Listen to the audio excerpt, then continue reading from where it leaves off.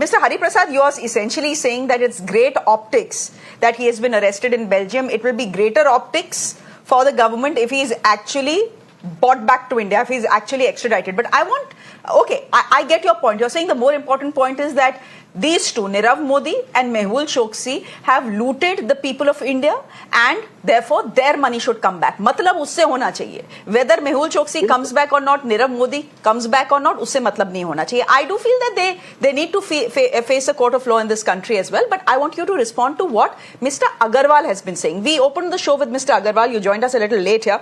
Mr. Aggarwal's contention is, A, the man is not a fugitive.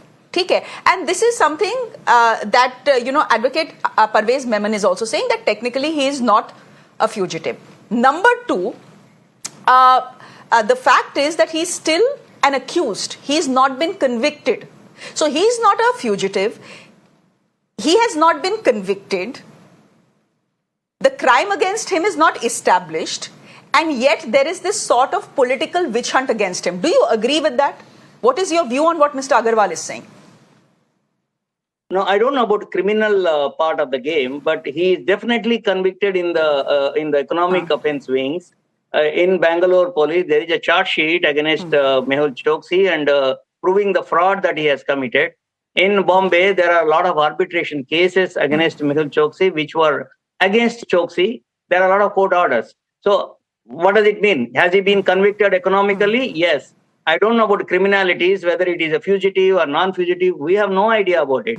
But economically, definitely, there are a lot of charge sheets, a lot of court orders against Choksi, and he has taken away money and not paid the people. I don't know how to define it. Lawyers can define the way they want, but there are definitely court orders and the charge sheets filed against Choksi. Is it not considered as a conviction? Mr. Aggarwal? Yeah, please. Mr. Aggarwal, what Mr. Hariprasad is saying, I do want you to come in here. Mr. Aggarwal, what Mr. Hariprasad is saying is that Mehul Choksi coming back to India will serve very little purpose. He is already a half-dead man. Matlab hai paise se. That he has defrauded banks and defrauded taxpayers of this country. If we can get the money back and give it back to the people who lost that money, maybe that will be better for the country and for Mr. Mehul Choksi as well. Have you spoken to your lawyer about that, spoken to him about the fact that if, the money, whatever money has been siphoned off, defrauded from the Indian banking system, if that can be given back, there can be a deal? Has there ever been any such talk in the past? ED has done a very good job. ED has seized various assets. And ED has restored a lot of money to the bank. In the parliament also there was a question. Now there is a new trend in ED which has started that earlier, even when the ED law came initially PMLA, there was no provision for restoration of the money to the victim. Then they introduced that provision, but that was not happening practically. Now you will see a press release by the ED every second day that they are restoring the money. In the Mehul Choksi case also, they have recovered thousands of crores of rupees. The Indian properties and the Indian companies and the stocks, everything was seized by ED and they have recovered a lot of money already. And ED has returned a lot of money. And the gentleman was very, very right. What is more important is the recovery of the money. And can I say that when these companies do, they invest a lot of money in the brand value. So immediately everything, the hoopla started, nobody bothered. The brand value was estimated at 6,000 crore rupees at that time.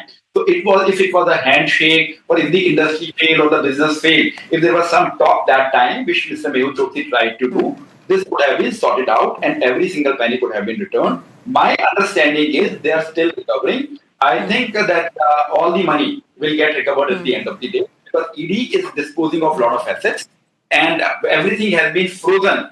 Every single penny that they raise and they raise a lot of money, but we will tell you that, right? So ED raised a lot of money, and the NCLT also has put a freeze on all the offices, assets, diamonds, stocks. So a lot of money has been recovered. And the gentleman raised one more question. He is accused in the charge sheet. He is not yet convicted. He will be tried. So that is the finding by the police that will be tested during the trial.